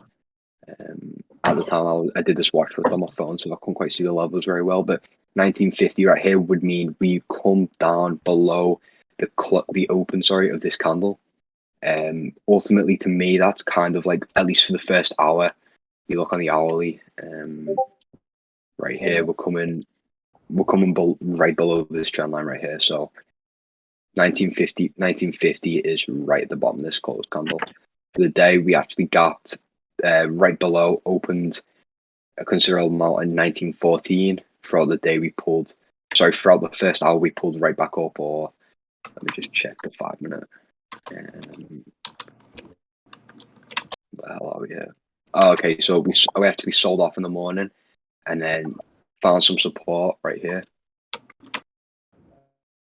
And pulled right back up to retest. So old support became the new resistance.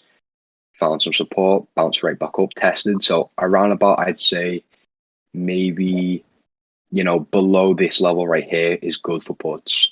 Just because now we've bounced here, you know, that's a clear sign that we have buyers coming in here at this level. At 1883, we have buyers coming in, we have demand. So as we've bounced here, what you want to be doing now is you want to be looking for a break below this 1883 and then be looking for puts. So I think we actually consolidated for the rest of the day here. But ultimately we were red on the day just because we closed pretty low, came right back down to this support. And then probably would have been best to play puts yesterday and then swung them overnight to look below this 1883. Back down to 17, so let's go on a bigger time frame now. When I do my charts, I always like to start off on the higher time frames, move down from the daily to the 4 hour, then to the hour, and then half an hour, 45 minute, 15 minute, 5 minute, depending on the trade, you know, swing trade, day trade, or long-term trade. So we came down here, found support at a 1760. So I probably would have exited this trade way by here. This was pretty much my price target, just to play this gap right here, because, you know, we had a lot of volatile movement right here. We also got the nodes, very small nodes, meaning we have high volatile volume, but it's kind of swayed to one side. We kind of got the bulls. Right here we had the bears in control. But so yeah, that was quite a nice play. I'm gonna have a look at maybe going into the future for this.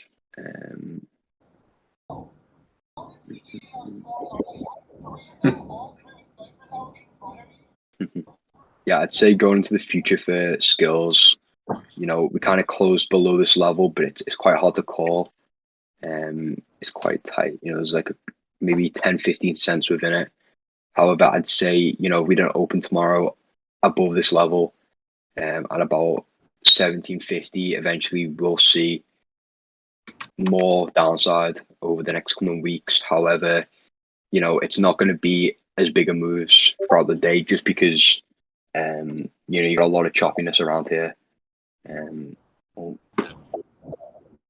You've also got a bit more choppy around here. So with this choppiness, it's not going to be great for day trade. Well, I mean, it can be good for day trades, but it's not I prefer to play these are the kind of plays I like to play, breakouts and then kind of fill these gaps. Yeah, that's pretty much it. We've got the support right here. I'm gonna move on now to take a look at Uber. Okay. Oh, okay. So Uber's an interesting one as well. All right. So Uber came up, was moving in this ascending triangle. So ultimately, we have this resistance right here. I'm just going to change the color of this trend line to purple, and then we'll change this one to purple as well. So these two purple lines right here are what you call an ascending triangle. So, you know, we're ultimately moving higher, coming up and testing the resistance. Came up, tested it once here at 51.80, pulled back, found some support, came back up, found 51 again, found 51 again, retested, failed, and then came back down to this sort of like 49 level. I'd say this trend line is not the best confirmation just because we only got one test. And then maybe you could class that as a second test. I think that was today. But I'd say the main thing I was looking for was this resistance for a breakout above this resistance. We were sitting right on the EMAs, so it was kind of choppy around here as well. You can see we got these massive node levels right here. So there's a lot of fight between the bulls and the bears. It's trying to find a direction. So as it's trying to find a direction, we got this resistance 51, looking for a breakout. We tested 1, 2, 3, didn't quite get it. Let's go into the daily real quick. This was the 6th, was the Tuesday, sorry, and then the Wednesday today. So on the Tuesday we came back up, tried to retest this 51 again for the 4th time now, I think. And we go down to the 30 minute, you'll probably be able to see it a lot better. And maybe less actually the 5.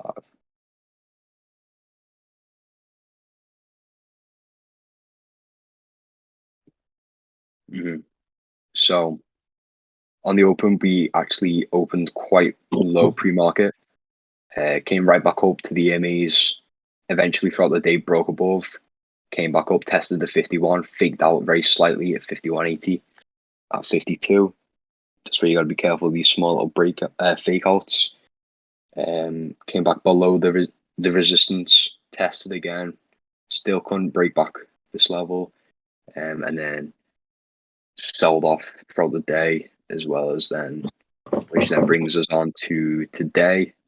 So that we consolidated for the rest of the day on these EMA levels. Today we broke this 50 level, which also is very important just because this is where I was looking for puts. So I'd say below 49.80, which is what I set on my watch list, which was right here. Just for a little more confirmation, we got 49.80 right here.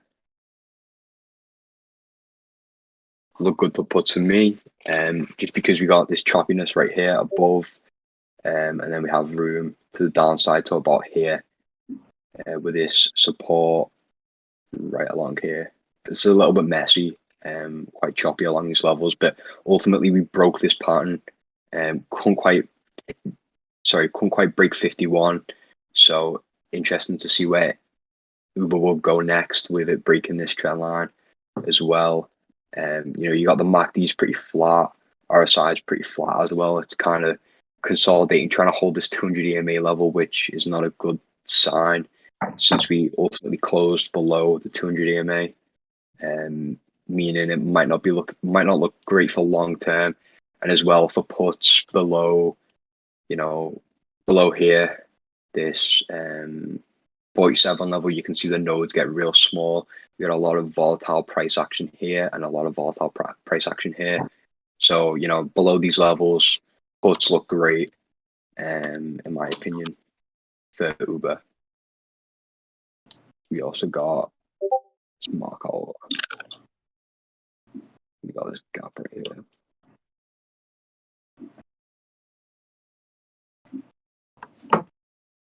Mark that up for future reference. There we go.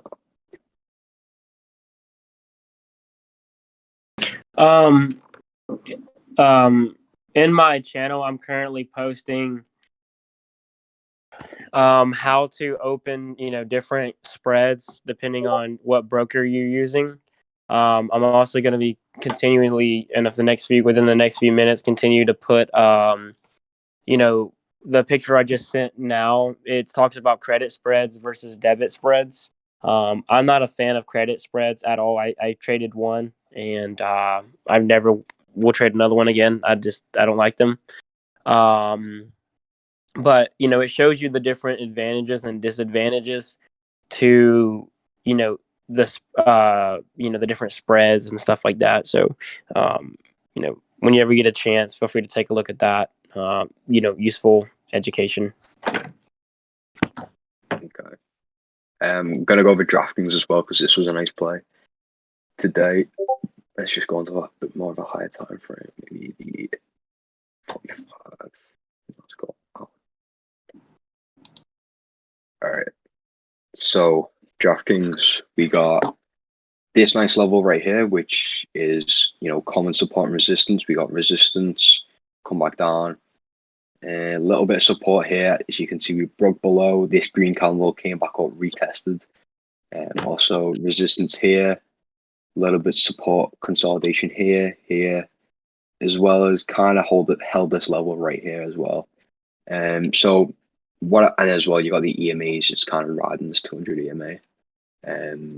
So on my watch list, I said strong support of 51 point, bit of a typo there. So I know it was kind of 51 right here. So that's the support level I just talked about. Forming a pennant on higher time frames, which is this. So you have your pennant, you have your resistance, either downtrending or uptrending, and then your support moving in the opposite direction as your resistance. So in this case, uptrending, downtrending, you got this test right here. Support, found some support, came up, found some resistance, found some support twice. We faked out a little bit here. Here we had a catalyst. I'm pretty sure it was something to do with like the betting news we had from the government, as well as a lot of institutional volume. You can see right here on the volume indicator. So that's kind of another anomaly. Can't quite say that word, but it's something. It's kind of like a fake out, and something we don't really worry about too much. Another bounce here, and then came back up, resistance here. So what I was looking for here was either a breakout to the upside or a breakout to the downside. This pennant could move either way. I'd say most likely these sort of pennants, when you move down, you're likely to continue moving down. As you move down from into the pennant, you're likely to continue moving down. However, you can get reversal pennants. So meaning, ultimately, this is why it's good to wait for a breakout. If you're watching pennants like these, it's good to wait until you have the breakout, because what can happen is, you might say, well, this right here is a bearish pattern. Why not just buy here? Why not just buy puts here and wait for it to go down? Because what can happen sometimes is this can be a reversal pattern also. So what you can do is we can actually break this level right here and then continue making higher highs, come back, retest. And this is kind of like why these pennants, it's good to wait until you have a clear breakout in either direction.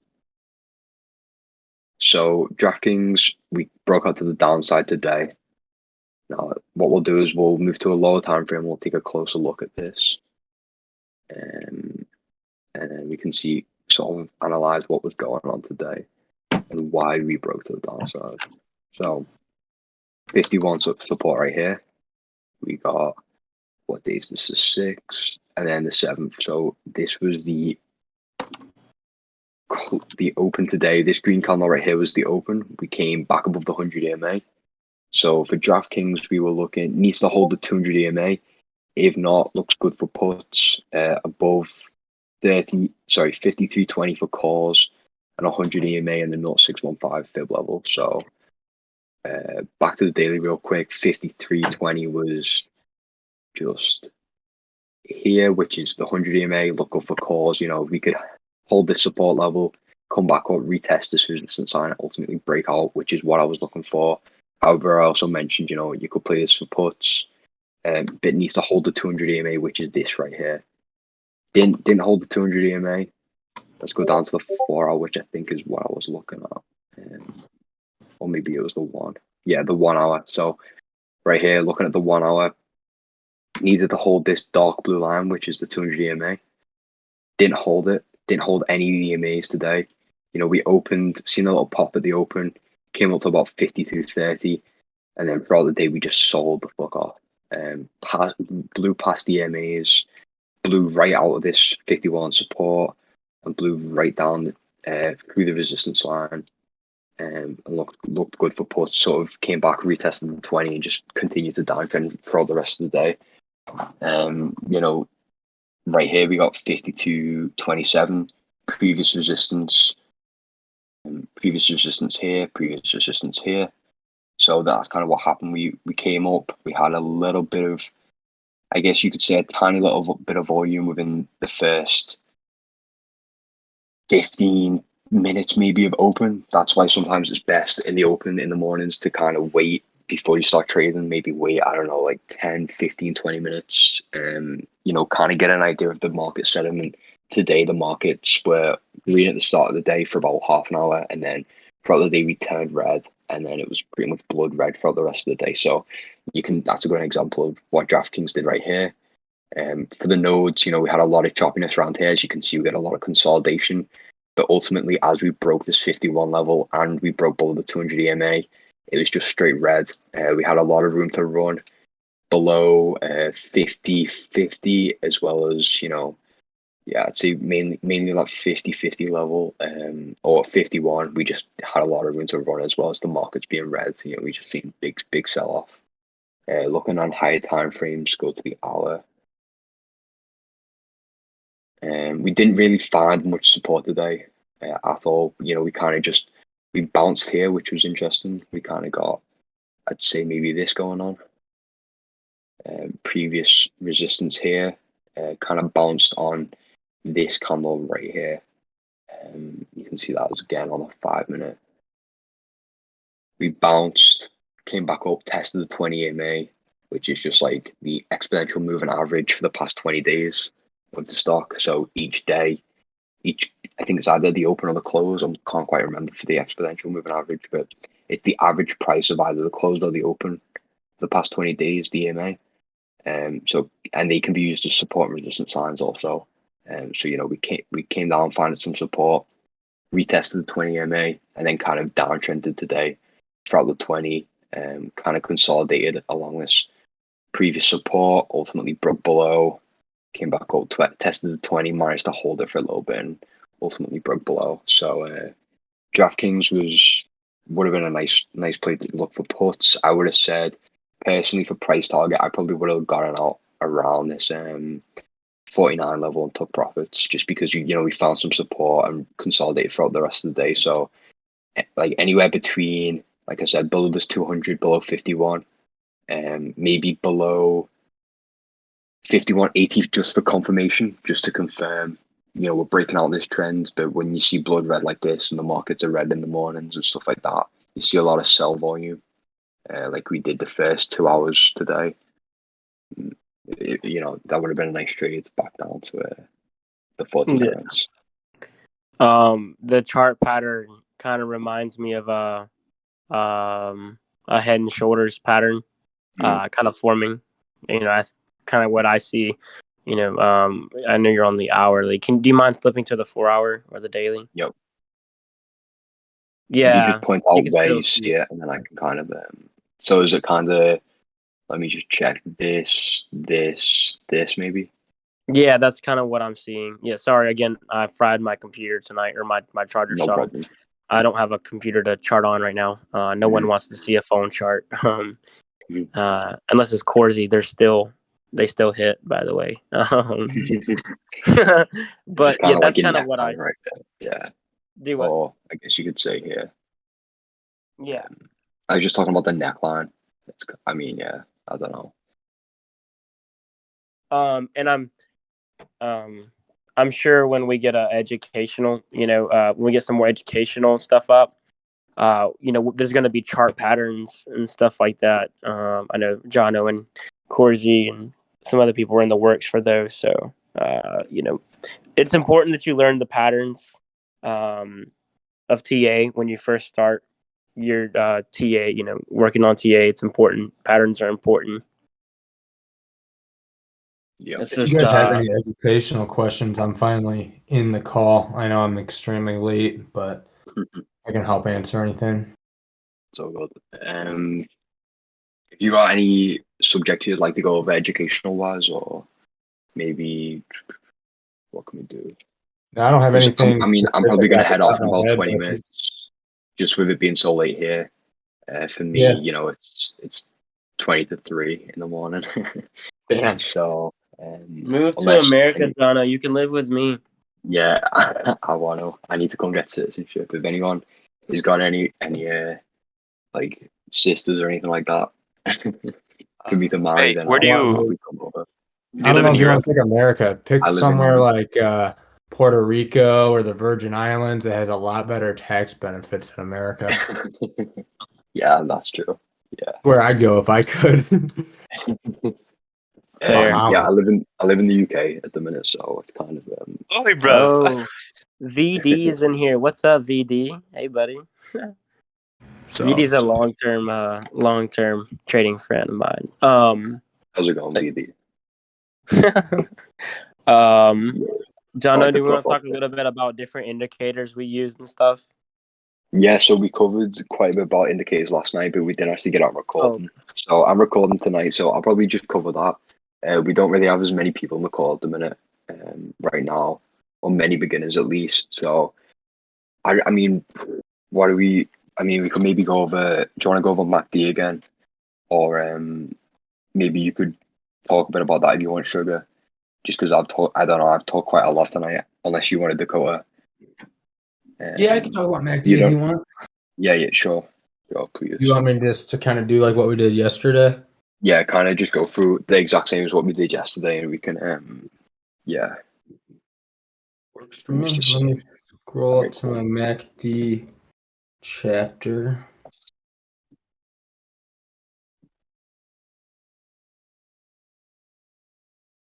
I'm excited about Sugar's book coming out. Yeah, give me one same. second here. Let me share my screen. I know I'm not all set up here. No worries. Take it down. Let's do the get out of this thing. Oh, something fucked up. Oh, that'll work for now. Share screen, Stockmaster course, go live. You guys able to see my screen? Yeah. Wait. Hold on, let me just check.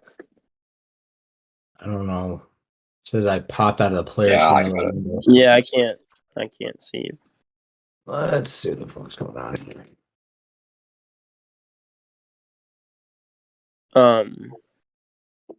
Yeah, Jono, you use a lot of MACD, don't you? Yeah, I do. Yeah, unfortunately, I'm trying to use it a bit more than what I do, just because Yeah. there tends to be a lot of fake outs in MACD.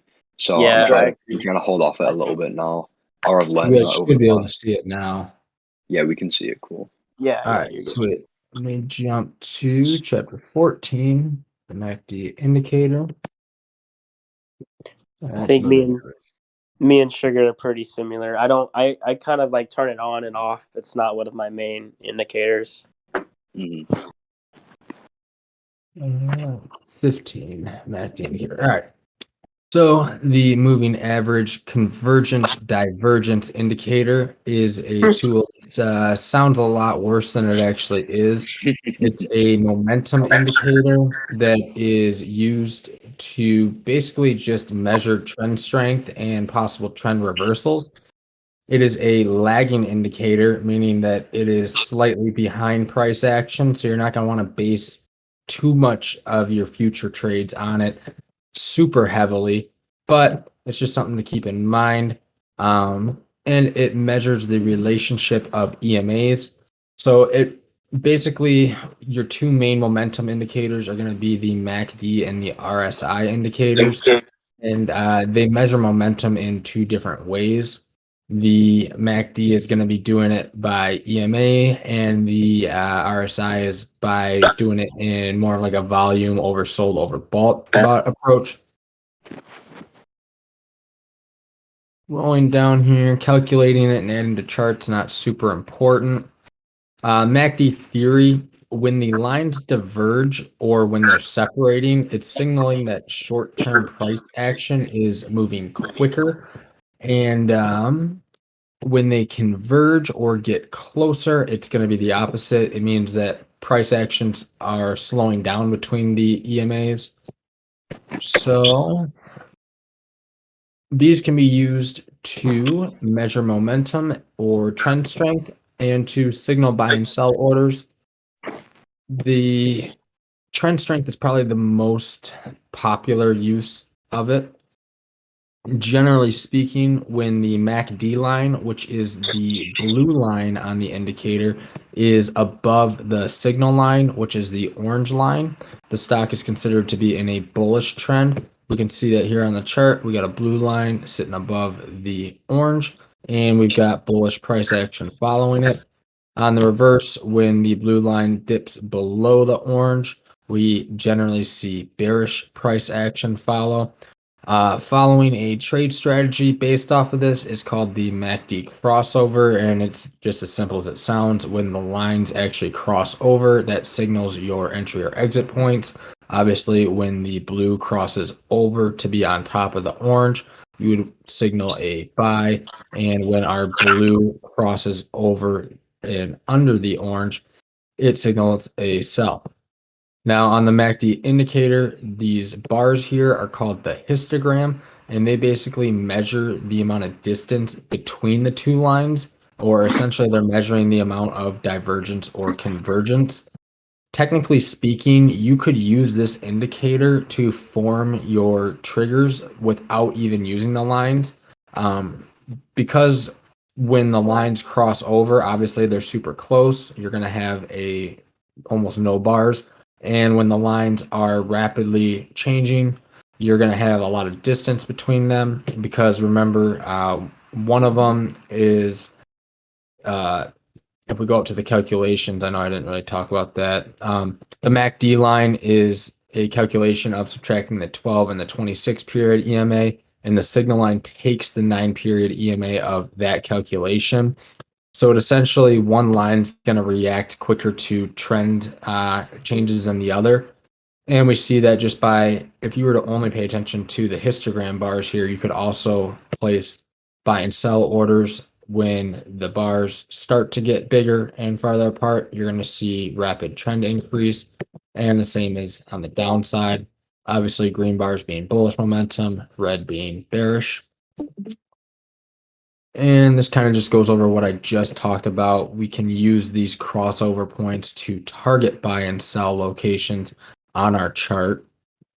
And it's known as the MACD crossover, which we just saw. And that's one of the more common ways of using the MACD indicator. Now, we talked about it yesterday. I didn't put it in this guide because it's not as common of a thing to see, but I do touch on it in my RSI chapter. But MACD divergence is another strategy you could trade, and that's basically when the MACD indicator is showing price movement in one direction, but the indicator is going to, or in a different direction. So say price was moving upwards, but the indicator was pointing downwards. That would be an example of divergence. And if I just go up to my table of contents so I can find the RSI chapter, I can show you guys what divergence just looks like real quick, but I don't want to spend too much time talking about it because we don't really base a ton of trades off of it. It doesn't really pop up a ton, but it's something I just want to have noted. Let's see, where is here it is. So we have bullish divergence is an indication of a possible bullish trend reversal. It's when we have bearish price action, and I know it sounds confusing because we're using kind of opposite terms here, but in terms of divergence, it's referring to the actual indicator's movement. So we've got bullish upwards action on the indicator, but downwards action on the price. And we can see here that we have a massive trend reversal. And the same is true for bearish divergence. You have increasing trend lines with decreasing indicators. And that's also indicative of a possible trend reversal. Now, the chart doesn't show it off here, but it was just something that I wanted to note. Obviously, it's incredibly hard when I'm writing these to try and find charts that are playing out perfectly to what I'm writing. So I think that takes about half the damn time of this project is just finding the right price charts to use for examples. But the guide just touches over that because it is something to note or just be aware of. Going back to the MACD, I mean, that was pretty much it. Has anyone got any questions about MACD? And this guide should be done in, I wouldn't say more than a month. I mean, I've got most of this written out. We're on chapter 24 right now, and I'm just now getting into the types of orders for how to buy a fucking stock. So this thing goes super in depth. It basically starts off by going over the stock market history, different types of securities you can buy, and then it goes into valuation of a stock with fundamental and technical analysis. Goes into a ton of different indicators you can use in TA. And now I'm kind of working my way towards, once we've got a value for a stock, we can assess the risk in the trade, then finally place the order. So I'm kind of walking the readers through the stock buying process. After I get done with order types, I'm going to do quite a few, probably 10 more chapters left on different market theories and psychology and just kind of different little things. But hopefully in the next, I want to say 2 weeks, but I'll put like a 1 month maximum on when this whole thing will be done. I probably got 100 more pages to write, and I'm at 186 right now. Yeah, thank you for all the work you're doing with this project. I know, like, I've seen, just a few of the pages and stuff like that, and I think it's very well written. So thank you again for all the work you're dedicating to this over time.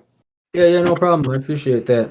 Like, I'm trying to provide as much value as I can for the readers and just try and not oversimplify it, but just a lot of I haven't been happy with a lot of the trading books that I've read. A lot of them are outdated, and I mean, granted, they were kind of written in the early 2000s, most of them, but I just wanted to kind of bring a more modern style to trading. Like, I plan on talking about meme stocks, and I touch on indicators that have just recently been added to TradingView. So it's a lot of new stuff like the VPVR chapter and stuff. So it should bring a good amount of value to the people that do spend the time to actually read it. Because keep in mind, this is 186 pages on printer paper orientation. If this was printed like an actual book, it would probably be double that. So it's going to be like a fucking novel when it's done. But I'm not going to be changing the formatting. It will be delivered in this PDF style, printer paper style. And if you choose to, you could print it out. Brilliant. Thanks a lot. If anyone has any questions, feel free to ask. I'll probably be on for, I'll probably hop off here at 10. I got to crash a little early, but. Yeah. Well, I think we're going to end the session here just because it's like 3 a.m. for me. We've done 2-hour session now, which is kind of what I plan to do at most, nearly every night. We'll do 2 hours. So I'll probably leave it here. If anyone's got any takers, maybe we could do one more. If anyone's got any takers you'd like us to drop for tomorrow as well, we could look at I think I know Ryan will have his watch list out for tomorrow. I think he might actually already have it out on his channel, on his alert section, as well as I don't know, Dakota, are you watching anything for tomorrow? Yeah, still watching Piton, to see whether it bounces off that trend line again and continues to move up. Maybe watching some BA as well. I know we're all kind of looking at the same things, but that's usually a good thing. We're all on the same page because there is 2 sides to every contract. Maybe some Disney. I'm really interested to see where QQQ is headed. We did close today with a hammer. The last like 2 or 3 times we've done that, we've kind of fell. I'm really interested to see where QQQ is, going to do tomorrow. I might do some day trading on the Qs, in either direction, depending on how it looks tomorrow. All right, cool. Sounds good. Yeah, so that's going to be it for tonight. We'll probably have another session tomorrow and then possibly Friday as well. I think Friday I might look at doing some live trading in the morning. And then on the weekend, we don't do any sessions other than possibly Sunday as well. We'll probably do a session on Sunday where we go over our watch list for the next week. And then that's it for the week. So this will be up on YouTube if you missed any of this and you want to go back and watch it. So that should be up for tomorrow morning. I got a real quick one if you want a 2-second TA. Go for it. Cardano ADA, DeFi exploding in the last couple days. Just recently broke this upwards channel. We've got a long-term support at $1.37, but we've got an area of low volume nodes here, and we've got the point of control on the VPVR at $1.34, $1.33. So I could expect it bouncing off of here and then hopefully going back for a retracement up to follow the massive trend of DeFi just being incredibly bullish. If it doesn't hold this level, this blue line at $1.37, I would expect it to drop down to the point of control at $1.33 and not really drop further from there. But Cardano is definitely a long hold, so anything under $1.50 I think is a huge value anyways. I mean, this could be $10 in a year. So there's my 2-minute or 2-second TA on Cardano. Yeah, I would say the hourly looks pretty good for a reversal for sure. Yep. Real quick, what settings have you got there for your VPVR on the like the row size and stuff? I noticed that they're really thin. Oh yeah. So I was playing with that today, and I found that a row size of 100 is what I like the best. It just gives a little bit more data without getting too overkill. And doing more research into it is 100 seems to be a common bar size. Okay. Well, I'll take a look into that. I'll probably give it a go. Just quite interested in that as well. So thank you. Yep. And you can see on the daily chart, there's that channel that it broke. Looks good. Yeah. Nice. But that's Cardano ADA. All right. Thank you. All right. Have a good night, everyone. That's it. I'm out. So all right. I'll take it easy, guys. I'll be active tomorrow. Peace. For sure. Peace. Yeah, I'm gonna head out soon as well. But if anyone has any questions, about any tickers or any indicators